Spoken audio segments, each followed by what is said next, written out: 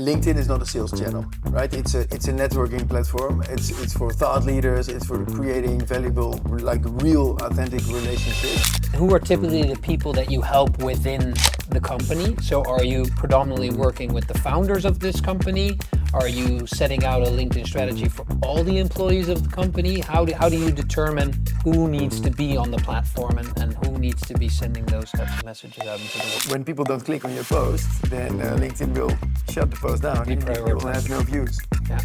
Almost no views. So the quality of your content is so important. So what you're saying, or what I hear you're saying, is as a company, you should never via LinkedIn be pushing your proposition. Absolutely. You should be trying to add value to the community that you're trying to serve. Yeah, it's all about... Hi, my name is Diederik Erbay, and in the Midlife Crisis podcast, we speak to all types of individuals to get to know them better, to learn things about their career, their lives, and the choices that they have made so that we can inspire you to live your best life. Hope you enjoy this episode. Michiel Verstraten, welcome to this episode of the Midlife Crisis podcast. Thank you. Thank you very much for joining and for making the time to come over here to this studio and to record this. Thank you for inviting me. It's a pleasure. By way of introduction, quick introduction from me about you for the listeners. You're 38 years old. You're engaged. You told me just before we started recording. You have 5 years already. 5 years already. You have 2 children, a boy and a girl. I think we'll get into that in a minute as well. You're currently the co-founder and owner of You Link Me, a B2B marketing agency, a LinkedIn marketing agency, where you're predominantly focused on LinkedIn as a channel. Yeah. And you've done a lot of other things. You've had an art gallery. You've worked for a big corporate. A lot of different things that you've done that we'll dive into. Yeah. But once again, thanks a lot for being here. Thank you as well. Nice. So I wanted to kick off with a question. I was listening to a podcast that you were in before as part of a preparation for this episode. And to my surprise, and something that made me very happy, was that in one of those episodes, you talked about a midlife crisis. Yeah. You mentioned it a few times, actually. Yeah, true. And I was wondering, you're 38 years old. What do you think about the term midlife crisis, and how are you kind of looking at that term, since you mentioned it a few times at the moment? Yeah, that's actually why I said yes to your invitation, because of the name Midlife Crisis, of course, because 30 years old, so I don't have the age for a midlife crisis, I think, but No. To make a long story short, because I can explain a little bit more about how I came up to this point. But of course, when you're 25 or when you're 15, 25, you have a dream, right? And when I was young, I wanted to be a rock star. Okay. But I failed.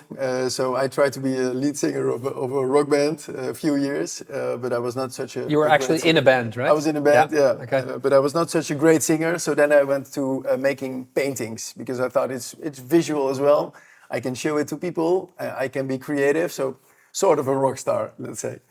And then after 10 years, I stopped the gallery as well. And then I went for my plan B, which was a corporate career. But this actually failed as well, because for corporates, you need to be so patient, let's say, and you need to understand the politics. So then I started my own company. And now I'm an entrepreneur, and I'm a rock star on LinkedIn, let's say. Now I have, we have 25 people. We have so many nice and fantastic clients. So then I was thinking like, okay, so this was actually maybe my dream. And then you feel a little bit like, okay, so is this really what I was expecting? Is this from it? You know, is this it? And that's the point in my life where I'm now like figuring out myself a little bit more, like what's the future going to bring, and where are my dreams? You know, because I miss that sometimes, like having these dreams, because now you just live your life and you run and run and run in the rat race. In the rat race, making your dreams come true. But was it supposed to feel like this? I'm not sure. So it's different than I was expecting, let's say. Of course, I'm not 100% successful yet, but getting there, let's say. I'm already like satisfied and happy with it, but then still it feels differently. And so I need to figure out new dreams, I guess. Yeah. So let's get to those new dreams in a minute. Yeah. One of the reasons why I invited you is because a previous podcast guest, Mark Saris, Yeah. mentioned that you had a very interesting story, which we're going to dive Yeah, into, of thanks. Yeah. course.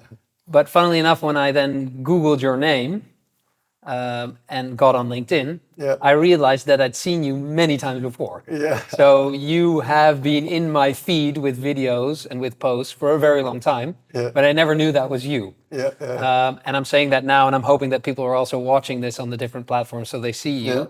They must be recognizing you because, of course, through what you do, Yeah. you are very, let's say,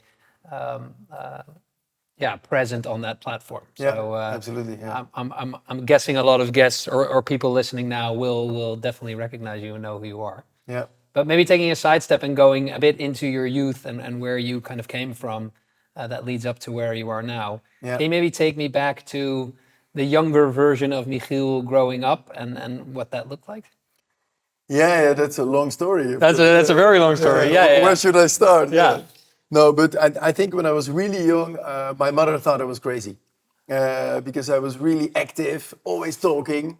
I wanted to wear different clothes all the time and all the jewelry of my mother. So I was quite eccentric, let's say.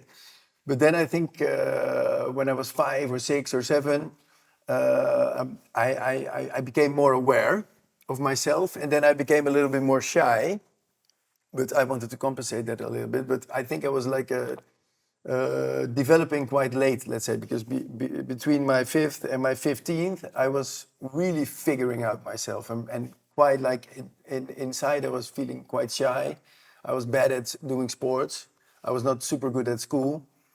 And so I fell back a little bit, like up to 5 years old, I was really crazy, and then I became a little bit more like Introverted or insecure? Yeah, not really introverted, but I tried to adapt to the social life or something. I was really aware of what people thought of me, let's say. Yeah. I don't know why, but I just became more aware of me and my surrounding. Yeah.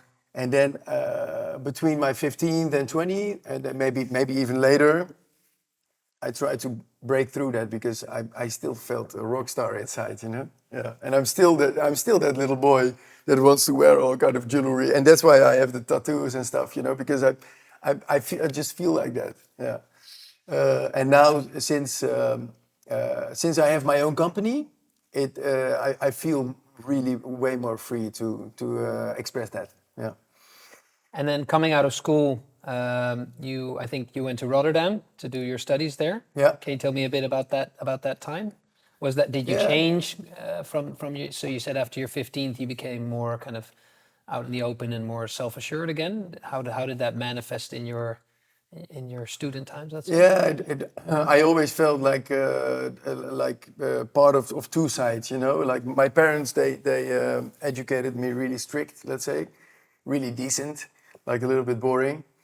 But my biological father, by the way, which is a complete different story, but he was really a hippie. So he passed away 2 years ago, unfortunately. Okay. But I just met him 3 years ago, yeah, for the first time. So that was crazy. But then I discovered, like, okay, so this eccentric part of me came from you, you know, and that was really special. But my whole life, I always felt like I need to be that neat boy, like the decent boy. But inside, I feel like a crazy guy, you know. And this was also in Rotterdam at the student fraternity. I was always like the hippie between them. So that I was in a rock band, I was making paintings, I was the hippie, you know. But with the hippies and in the art scene, I was the too decent guy. Yeah. So I think this made me quite strong to adapt to all kind of different situations, and I was always interested in all those different cultural places, because when I stay too long in one social group, let's say. I think it's boring. So I love to be with all kind of different, like entrepreneurs, but also artists and also people that have a job and people that are not educated or people that are highly educated. I love them all, you know, and I think it's all interesting. Can I maybe just go back to that, what you were just saying about your father, about the fact that you said only 3 years ago you Yeah, met your biological father? yeah, yeah. Does that mean that you were raised only by your mother, or was there also a father figure Yeah, yeah. in So that my mother and upbringing? father, they got me, and 10 years later they got my two brothers, or 9 and 11 years later. So they were a little bit, they are a little bit younger than me, Yeah. but it was the same family, so same father and mother. But my father couldn't get any children. 10 years later, in the hospital, they could work something out. Let's say. So my brothers are from him, but I was from an anonymous donor. And my mother just told me when I was 27. Yeah, so it's quite crazy. Then she, all of a sudden, she said, "Your father is not your father." I was like, "What are you saying?" You know? Yeah. Oh, wow. And that's it's so crazy that I still don't really feel it. It's too crazy, you know, to hear something like this. And then 3 years ago, I got a call from the DNA bank, the DNA database, and they said, Yeah. "Yeah, your biological father just subscribed. So and you have 4 sisters." Yeah, and what is really funny about this story is when because two of the sisters are from his family, from his how do you say? He raised the two daughters, and the other two are also donor child, like In me. the same situation like you. But the two girls that were raised by him, when I speak with them, they're like, "You're exactly like him. You have the same voice. You have the same jokes. You use the same words, and you Wow. look the same, and everything." And I'm like, "Wow!" So like the how do you say, the nature and nurture thing. So I discovered myself that the nature is way more stronger than we think. Yeah, because apparently I'm an exact copy of him. And you weren't raised by him. You didn't have that I interaction never with met him. You him. never knew I him. met him 4 And times. still you behave and act. And And I have the same jokes, apparently. Yeah, so that's crazy. does he also have a beard? No, he didn't have a beard, but he was really dark. Oh, yeah? Yeah. Amazing. Yeah, by the way, he had a beard when he was 27. I have a photo of him that he has a beard. Yeah. Amazing. Yeah, so that's crazy. Yeah. And then coming out of your studies, you went to go look for a first job. What were your thoughts back then? And knowing the way you were, did you have a plan? How did you start off your career? Yeah, I think the student fraternity in Rotterdam really helped me to become super ambitious because everybody needs to be successful there. You know, that's the goal, is to study and then have a corporate career and be super successful. And I was like, yeah, I want that too. You know, so I learned to be ambitious and have this motivation to be successful. So I first started to work with one of my fellow students, by the way, with his father's company. And then I worked there 3 years, and I also started my own art gallery. So I was a little bit like figuring out what I wanted. Yeah. But then I started. After that, I started working at Rabobank, and then I thought, okay, now I'm gonna do something. Corporate with traineeship. Yeah, indeed. Yeah, and then I thought, now I'm gonna do something with my studies, and now my career is going to kickstart. You know, at the Rabobank. And then, but I discovered that, as you explained me earlier on as well, that it's gonna take me like years and years and years, and a lot of politics and a lot of like, how do you say, constraints. You know, it was not the free world that I was expecting it to be. So that was not something for me. So after 2 years, I changed. Yeah. And we were just discussing before we started recording this episode Yeah. that I was saying when you work in a corporate environment, you really need to understand the politics Yeah. and the game that you're playing. Yeah. And that only working hard is often not enough, right? Yeah. Apparently, yeah. You explained me this. Well, yeah, Again, because I just have 2 years experience. At least that was my experience. Yeah. But you said that you didn't actually grasp those politics, and I didn't understand it. You didn't understand it. I was not made for it. You were not made for it. No, absolutely not. No, I still have it sometimes when I have when I'm in a sales process to sell my services to a corporate company.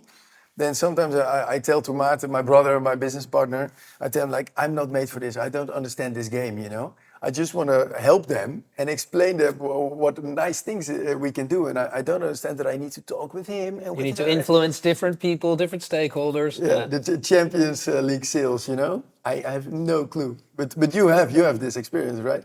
Well, yeah. So I worked for Shell, which I've mentioned in previous episodes as well, and I really found that once you understand the game that's being played, it's much easier to Yeah, get promotions, yeah, to be in the spotlight, to be seen as somebody that should rise yeah, through the ranks at these type of companies. yeah. And how did you find out? Or well, is it naturally in your skill set or? Yeah, I think it comes to you quite naturally, Yeah, whether you're political or not. Of course, yeah. you can I learn, think so. right? Yeah, And I try to coach a lot of people within the company to also open their eyes to the game that's being played.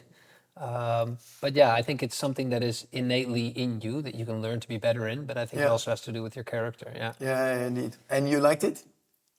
Yeah, I really thrived in it. Yeah. So I think when you Okay. thrive in things, you naturally also tend to like them. Yeah, And it was one of yeah, the things that I got a lot of energy from. Yeah. yeah. But then still you stopped. Still, I stopped, and we'll get to that in a minute, right? Yeah, Because yeah, this whole midlife crisis piece and yeah. reflecting on what you've been doing and what you want to do in the rest of your life, I think, leads Absolutely. to those types of decisions. Yeah. So I'm really curious about your motivation to start the podcast as well. Like, what is for you the midlife crisis? Yeah. So I found out that one of the reasons was that as part of my character, I'm quite extroverted, so I get a lot of energy from other people and Yeah, from being in social settings. yeah, But what also gives me a lot of energy is having real deep one-on-one conversations, really trying to understand people and diving into what drives them, what motivates them, where they've come from. And I'd been listening to The Diary of a CEO for a very long time. It's a podcast by a guy called Stephen Bartlett in the UK. okay, yeah, And then after tens of hours of listening to that, I realized that this might also be a platform for me to then yeah. have those conversations This that I is what I really enjoy. want. This Yeah, is what I yeah, want. yeah. Nice. Yeah, cool. I hope you're enjoying this episode. Before we continue, a quick word about our partner and sponsor, Longevity. As we grow older, we all want to sustain peak performance, both mentally and physically. Longevity is a company that will do this for you by creating health insights and an action plan by which you can live your best life. So if you're interested, check the link below. And then Really nice. you coming out of Rabobank, Yeah. how did you end up co-founding You Link Me? What was kind of that journey until that time? Yeah, so when I left Rabobank, I started working at a consultancy company, Avertim, and that was an amazing experience. It was a French company in Brussels, and I could set up the business, the office in Amsterdam. So I just started with my laptop at the Zuidas and a 20 square meter office, and they said, here you have a training of 2 weeks or something in Brussels, and start placing consultants at Rabobank, ING, and ABN AMRO Bank. Rabobank is a recurring theme in your life. Yeah, right? I was hired because I worked at Rabobank. Okay, They thought I was a finance specialist. Yeah. We need to have this guy. And with my sales background, of course. So then I started using LinkedIn. And before I knew, they said, like, how do you have so many meetings at these banks? And I said, yeah, I use LinkedIn. I just connect with them and I say, hey, do you want to have a coffee next week? And they all say yes. And then I was, all of a sudden, I was the LinkedIn trainer in Brussels to show the sales teams and the recruitment teams how to use LinkedIn to get more meetings in the agenda. And then after 2 years, it was really an amazing, it was my best working experience, actually, because I was really free. I was sort of an entrepreneur within this company to set up the startup in Amsterdam. Yeah. So then I discovered as well that I really thought that I really thrived, let's say, being free and exploring things myself and being an entrepreneur. And I also had an ID, LinkedIn. It was really like an opportunity in the market because I saw all companies struggling with using it in the proper way. And that's how we started using me, yeah. And can you maybe tell me a bit about that time when you started the company? I heard in another podcast that you set it up with your little brother. Yeah, yeah. And that, as most entrepreneurs do, you struggled quite a bit in the beginning.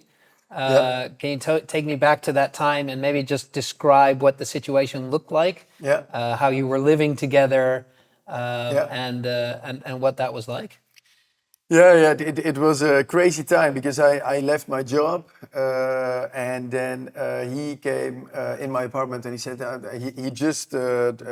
he was traveling in Australia as to graduate, and then he came in Amsterdam. He said, I want to live in or sleep in your couch because I want to start my life in Amsterdam.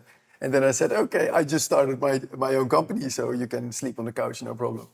And then before we knew, we were at the kitchen table, designing a logo and making all these documents. And I was doing sales. And then after 6 weeks, we had already 6 clients. And after 6 months, we had 35 clients. Wow. So then, And it was only the two of you at the time. yeah, the two of us. And so after a few weeks, I already told him, like, I have enough clients to give you a full-time job, but I don't have the finances to pay you. So you can work for just paying for your stay here, let's say. And that's how we started. So we really, but it went from 0 to 100% in like 3-4 weeks. Because with already 10, 15, 20 clients, you had to manage their LinkedIn profiles. So it was so much work that after a few weeks or months, he said, like, I need to start to work at 7 in the morning because otherwise I won't finish. And then 6 in the morning, 5 in the morning, and then until 11 at night. And he was having breakfast, lunch, and dinner behind the computer. And I was just having meetings everywhere in Amsterdam to get even more new clients. So after 6 months, we already needed to hire our first employee. Yeah. Amazing. Amazing. So it went that really, it really, grew so really quickly. Yeah, but it was, we went for it. Also, we had... Went all in. We went all in, yeah. And we didn't have any fights, but only one fight because I didn't allow him to meet his friends anymore. Yeah. So I said, you cannot, you know? At least for 6 months you can't. And he didn't agree, you know, because he was 20.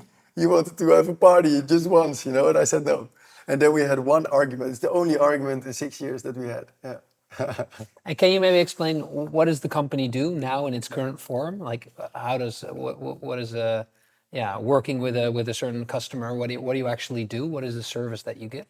Yeah, our vision is that LinkedIn is not a sales channel, right? It's a networking platform. It's for thought leaders. It's for creating valuable, like real, authentic relationships.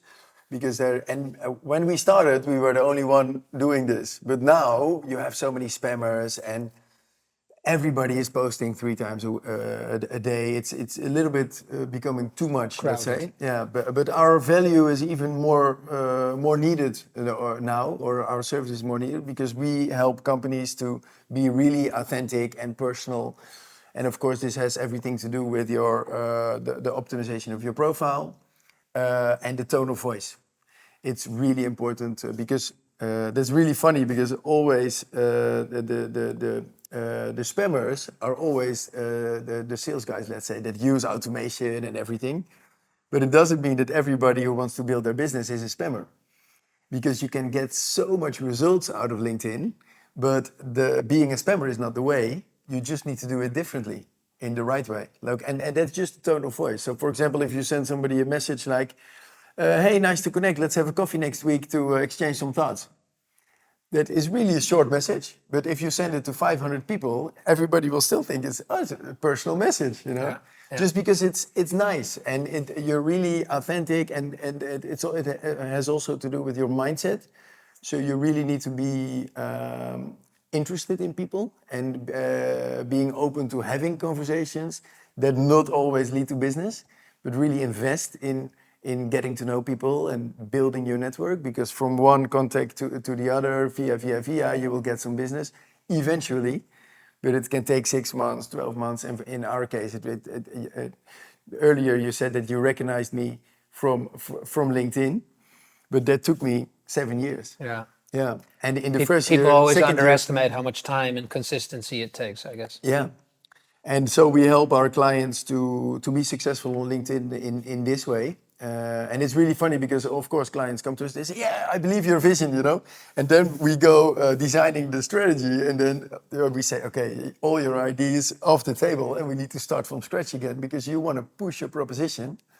And also in writing posts, they always say like, nice post or whatever. And then they say, if you want this, please contact us.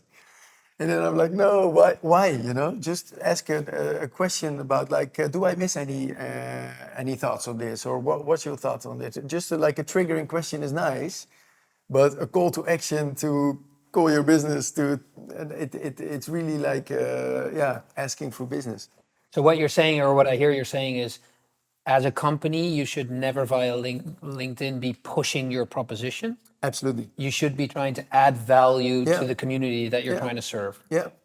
It's all about giving information, giving value, like being a thought leader, like showcasing that you know what you're talking about, basically. So people will think you are the go-to person, the expert, because you are. So you just have to show that and give value. And then some people say, oh, you give everything for free, so people don't need you anymore. No, that's not true, of course, because saying it and doing it is something really different. And on the other hand, it's also that people don't like spammers.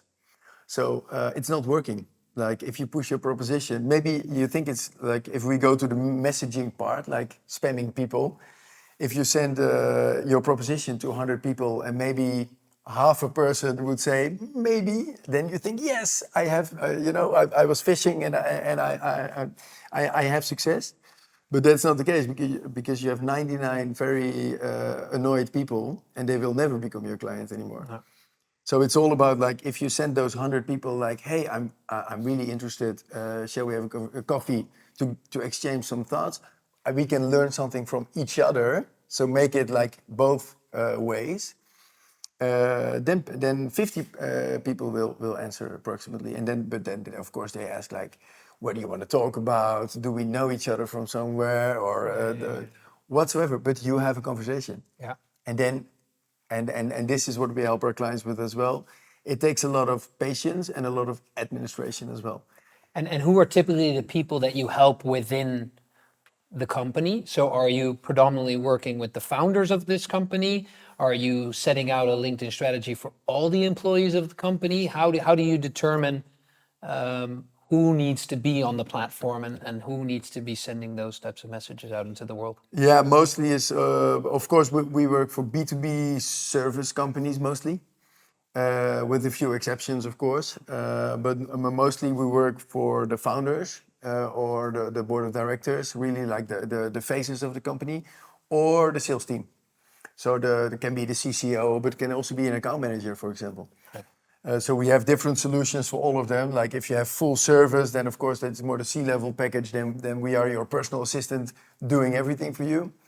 And Do you actually then take over the accounts of people? Do you manage people's accounts on their behalf? No, yeah. Or do they still need to do quite a few Yeah, things themselves? it's both basically. So we help with a lot, but they still need to do. I mean, it needs to be authentic as well, right? So we can ghostwrite and stuff like that, but it needs to come from the heart, from the thought leader as well, of course. Yeah. And with the sales teams, it's completely different because then, of course, you need maybe you have 10 or 20 people, and then we need like coaching sessions and like basically managing the sales team. And that's what clients really like as well, because then I talk to the sales manager and he think like, wow, you are going to manage my sales team. Yeah, when can we start, you know? So that's also nice. And for C-level, it's also amazing, but it's not for everyone, of course. I mean, not everybody wants to be famous in their niche. Some people just want to stay in the background, but then just post because it helps the business. But it can, so you have a lot of different ways of posting on LinkedIn, of course. Some people really want to go viral and be an influencer, maybe like you. So we can talk about that, of course. But most people, they just want to post because it helps the business and they just want to be a thought leader a little bit more in the background. So you can, yeah, it's different strategies, let's say, and different goals. Yeah. You said LinkedIn is becoming quite crowded. When you first started, there weren't as many people doing what you do. Yeah. I once heard a statistic that only roughly 1% of the people that are actually on LinkedIn are active in creating content and posting. Yeah. And that still a very big portion of LinkedIn is people that only consume, let's say, information on the platform. Yeah, absolutely. Is that something you recognize? Does it feel that way to you? So basically, if you believe that statistic, there's still a lot of untapped potential. Yeah, there's still a lot of opportunities, indeed. Yeah, because we have the feeling that everybody is posting 3 times per day, but it's only a small portion of all the users. So still there is a lot of people surfing, indeed active consuming on the platform. So that's an opportunity. because you might have a lot of competition, but still there's way more space to be active as well, to be present as well, to be visible as well. Yeah. But it's more difficult than it used to be, because there is still a lot of opportunity, but also the competition is quite active and quite there. So when like a few years ago, like 4 or 5 years ago, when you post something that is just like mediocre, like just an update that actually nobody cares, you recognize that, then still your whole network saw it, because the platform was just relatively new and nobody was, or not so many people were posting so much. But now, when you post a mediocre post, it will go down, because the algorithm needs to choose between more posts. And when people don't click on your post, then LinkedIn will shut the post down and you will have no views. Yeah. Almost no views. So the quality of your content is so important to. But to what stand out. determines that quality? Because I think a lot of people, a lot of listeners will be quite interested Yeah. in your expertise on that algorithm, right? Yeah. The algorithm determines everything. Yeah. So what does that algorithm Yeah. look at? What makes something good quality? Yeah, the algorithm is, in my opinion, quite fair, because it measures the engagement. So your dwell time, how long are people on your post? Do people click see more? Do they read everything? Do they click a little bit in the text? Do they watch the whole video, or maybe twice? So of course, LinkedIn measures all of that. And if that is super positive, you will go up in the algorithm. So that's fair, right? Yeah. What is good quality? Yeah, it's a broad question. Difficult question. But it is funny, because I discovered, like the past 1.5 years, that LinkedIn is really a science. So if you ask me now to write together with you a viral post, we can do it. But that's not the challenge. The challenge is to write a viral post about your business and about the beliefs you have, the vision you have, the knowledge you have, and make that viral. So you need to make it interesting for your target audience. So it's very important to realize who is your target audience. Yeah. So, for example, if you are only producing content for top C-level in a specific niche, IT C-level, like CTOs, for example, it's a small group. So you will never go super viral, because it's only a small group that will find it interesting. If you post something about entrepreneurships or about recruitment, like a recruitment process that went not fair, everybody recognizes that, especially on LinkedIn. So if you say like, I was not hired because of this and that, then everybody will like jump on it and think like it's like everybody recognizes it and everybody finds it interesting. So that really determines how viral your post is going, like how many people are you addressing. And then the other thing is storytelling. So of course you need to, your text needs to read well, let's say. Yeah. The hook, the first sentence is super important, because we decide in a split second if it's interesting or not, right? So you need to grab the attention in a split second. And also social videos, for example, if you compare it with a corporate, like a nice video, that is built up slowly and it's super edited, it doesn't work on LinkedIn, because people decide in a split second. So you need to basically give away already the outcome in the first second of the video. Yeah. So make them curious. This is what you're going to see in the rest of the video, and then stop it and then start the video from the beginning. Yeah. Because then you need to, the hook needs to be good. Yeah. Because when you're talking about video, I saw another statistic about LinkedIn that roughly 70% of current B2B buyers on LinkedIn are Gen Z and millennial generation. Yeah. And that they consume, as we all know, a lot of information through video. Yeah. Do you see that growing importance of video content also on the platform? Yeah, mixed. So Mixed. Before, of course, like 1 year, a few months ago, they stopped it. You had the video feature, like the feed, like TikTok and Instagram, and I really liked it actually. But what LinkedIn saw, I think, is that everybody was now only on this feature. So the photos and the carousels didn't make a chance anymore. So they took it out. And now you see a little bit more a balance again. But it really depends. So, of course, video is working very good to build a personal relationship with your audience. But what I see sometimes as well, if you just use one super powerful photo, people can consume it in 1 second, you know? Yeah. And then you might get more likes than with a video that people need to watch like 30 seconds or 1 minute. So it's a little bit mixed.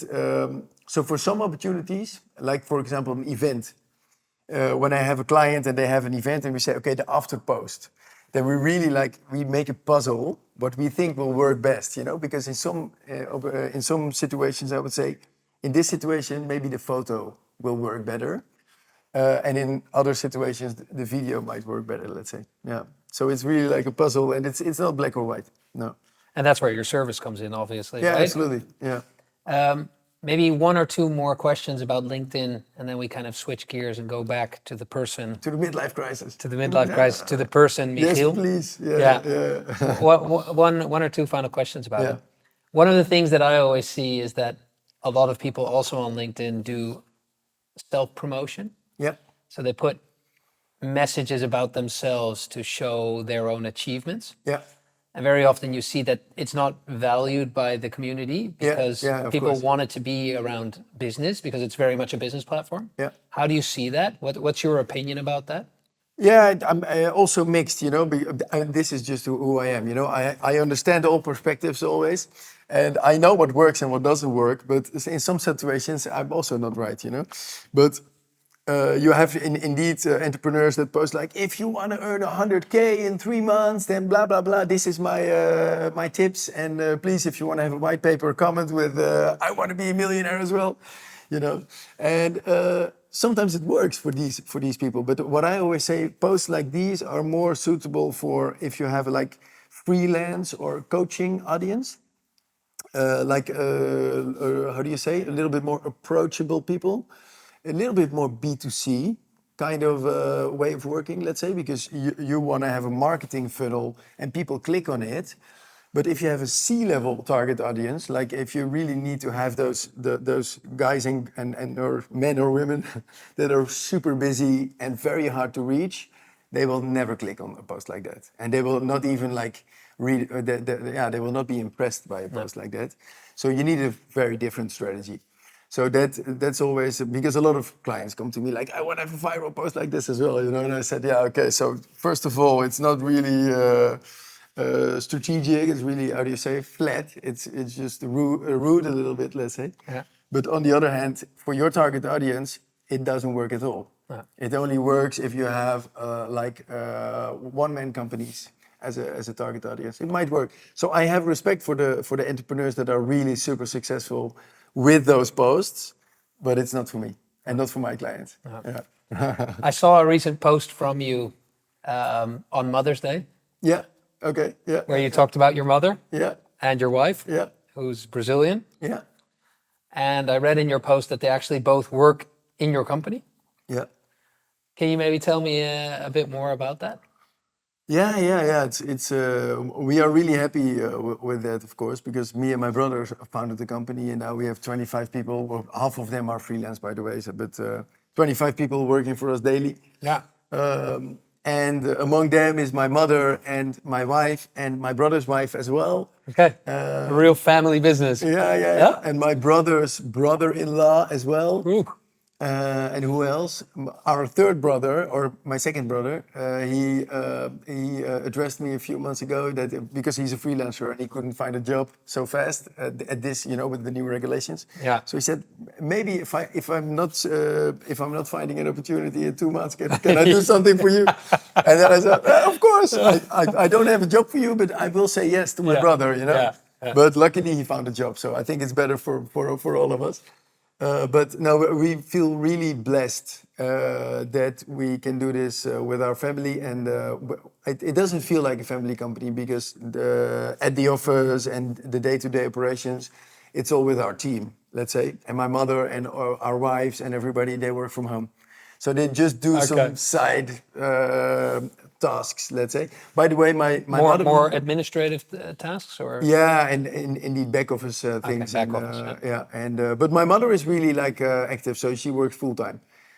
She's the finance and HR director of the company. So she is really important at the moment, and I love to see her shine as well, to be honest, because she was always like looking in her life. She never found her passion, I think. She told me once that she wanted to be a nurse, like when she was 55. She said, "Oh, actually, I wanted to be a nurse in my life, but I never did it." And she had all kinds of jobs, and now I think she feels like valuable and important as well. And I think it's good. Yeah, and I really love to see her shine. That's it. Yeah. And your wife, she's from Brazil, Yeah. but you met her here in the Netherlands.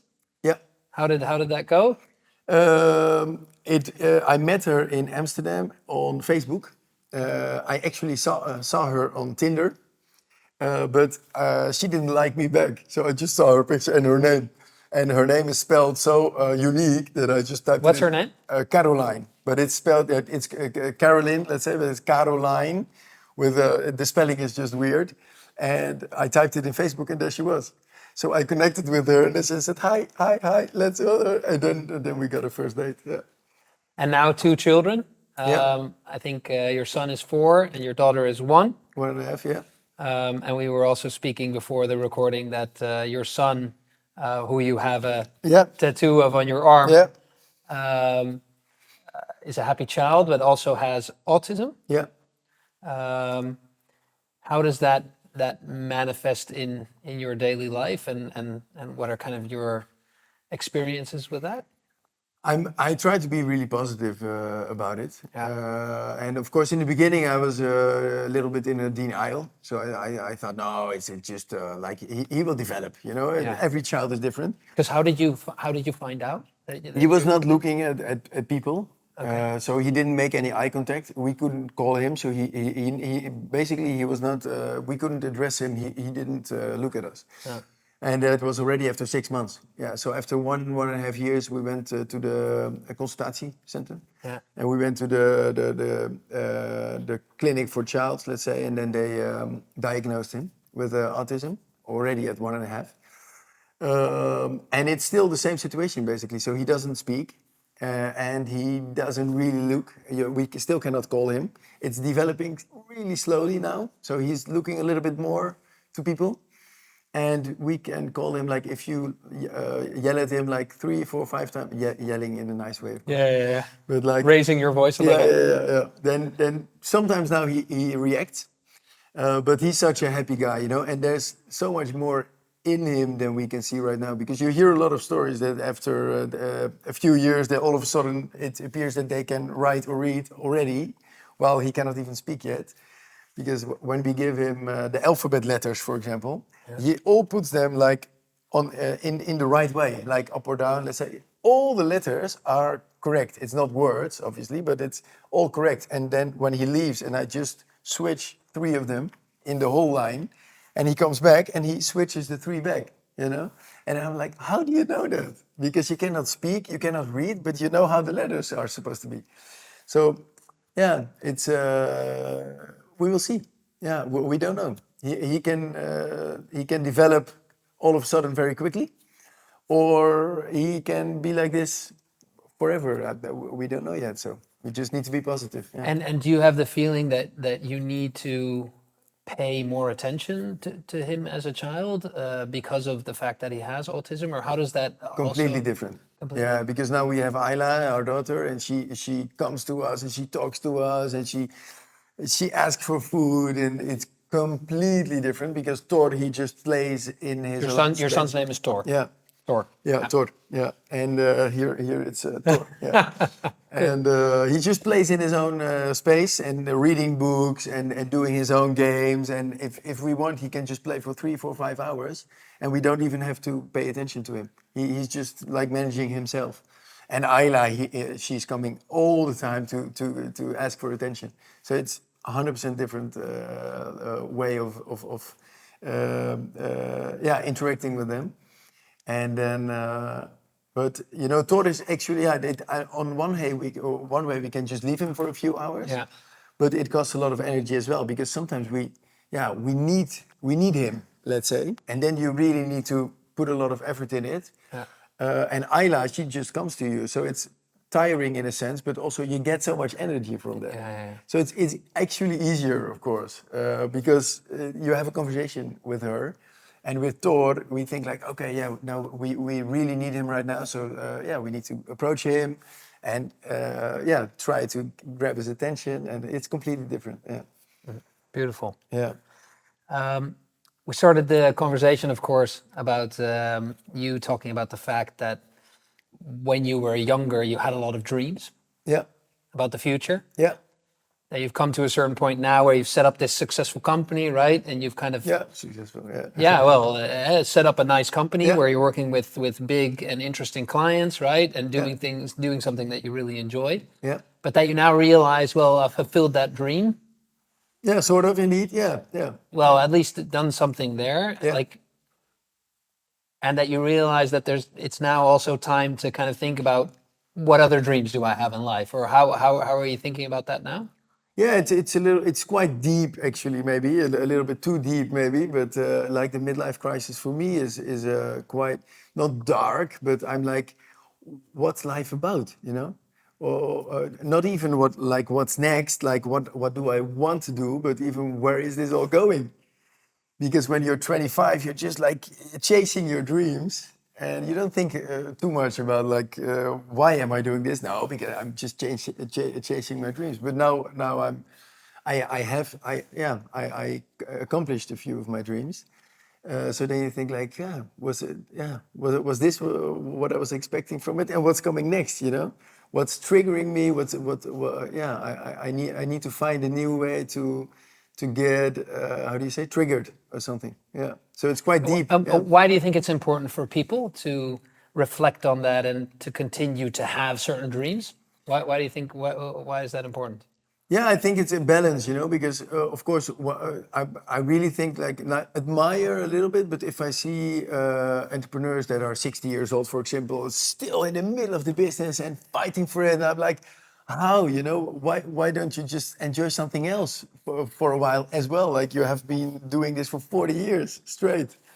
So I think now, like, maybe there's more in life than just being the successful entrepreneur or having the career. Or there's really more in life, and not only your family, but the whole life. You know, I want to live in Brazil, like at the farm. You know, this is actually That's something that you're planning to do somewhere in the future. My out of the box dream. Yeah. Yeah. After 10 years, I want to just be on sandals and have like golden teeth and just be like a super eccentric farmer in the middle of nowhere in Brazil with my family.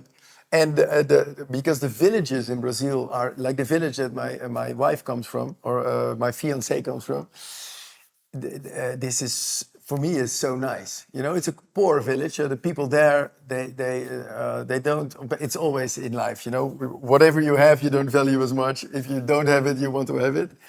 But when I live in a village like that, I really think that's life, you know?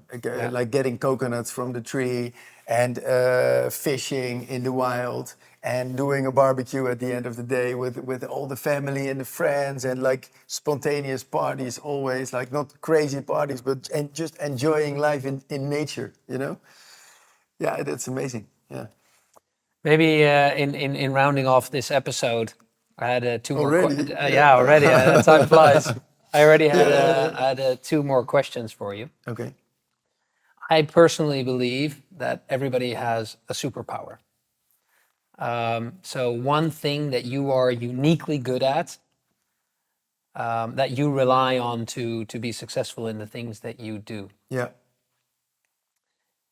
If you have a think about that for yourself, what would you say is your superpower? Like, what is one thing that you are uniquely good at that helps you in life? Good question. Well, first of all, of course, because it's also what other people tell me, but it's my energy. I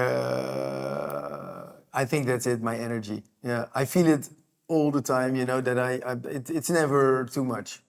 Also, when I have a day off, like on Saturday, whatever, I still want to go behind the computer, write a few posts. But then I finished with that. I think, okay, let's do the garden now, you know. And then I start working in the garden, or I go with my family to the city or to a nice place. So then I think like, oh, the Saturday is over, and I still didn't sit like 1 minute, you know. I want to be active. So it's a little bit ADHD, I think. Yeah. It's funny because when I look at your posts or when I see you on camera, Yeah. I always become very happy. So you have a Okay. certain look, you have a certain sparkle in your eyes. Nice. That Yeah. is, that's really, really nice. Very, Yeah, thanks. And what is your superpower? yeah. So I've been, because of course, if you ask the question, you're going to get it back. Yeah. One of the things that I think, funnily enough, I've come to realize over my life is that people always tell me more than they actually want to tell me. Okay. So in conversations, Yeah. I hear this very often. People leave the conversation and they said, "I actually didn't want to tell you that. I don't know why I told you that." But they're always more forthcoming. So I think in some way I'm good at giving people a comforting feeling, Yeah. and then they naturally open up in conversations. Yeah. You're really enthusiastic. Maybe it's like people feel like enthusiastic as well because you're so enthusiastic. Yeah, it could be. Yeah, I don't know. I have this feeling as well. Yeah, good. Yeah, nice. Yeah. And then maybe as final question before rounding off, Yeah. if you could go back to your, let's say, 10-year-old self, 10-year-old Michiel, Yeah. knowing everything you know about how life went, right? Yeah. All the ups, all the downs, Yeah. Yeah. where you are now. Is there any advice that you would give to that young kid being in the position where you were, maybe a bit more reserved and a bit more shy, as you were saying? Yeah. Is there anything that you would say to that younger version of yourself? Yeah, no, just go with the flow, because I do this a lot. That I think like, what if I saw myself now, like when I'm like 10 or 20, and I see myself now, like in the future, like this is what you've accomplished. This is who you are now. And I always thought like, I want to look at myself in a proud way, And of course, that took a while because when I was 25 or 30, I was not there yet. I thought, like, if I look at myself now, not there yet, And I'm getting there now. That I think, like, okay, if I knew this like 10, 15 years ago, I would be happy. So just go with the flow and maybe enjoy more because all periods in life have their own charm, let's say. And you're always so hasty in like achieving whatever you think or people think you need to do, like your study and this and then graduate and the first job, and don't forget to enjoy. And this is also the midlife crisis I have right now, that I think, okay, now it's time to enjoy. Not too fast, of course, because I don't want to be lazy and already like think that I'm successful, because there's still a lot more to achieve. But you need to realize that in the moment you are happy. And I think that's the advice that I would give myself. Like, be happy in the moment. Yeah. Well, thanks a lot for your time. Thanks a lot for being here. Thank I you as am well. convinced that if we do this again in 10, 15 years' time, Yeah, I'll have to hopefully, fly to hopefully. Brazil and meet this eccentric farmer, right?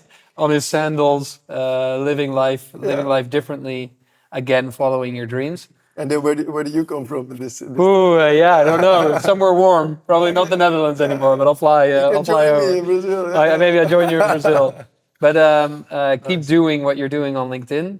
I think it's really inspiring. I can totally see why your business is thriving, why people are reaching out to you and your fellow kind of employees to do what you do. I'm totally fascinated by it. Thanks. Yeah, I'm very it's happy nice to that hear. you were willing to come here today and share with our listeners a bit about what you do, how you do it, and how others can get involved in that type of activity. So I really enjoyed it. So thank you too. It's really nice. Thank you so much. thanks. Thanks.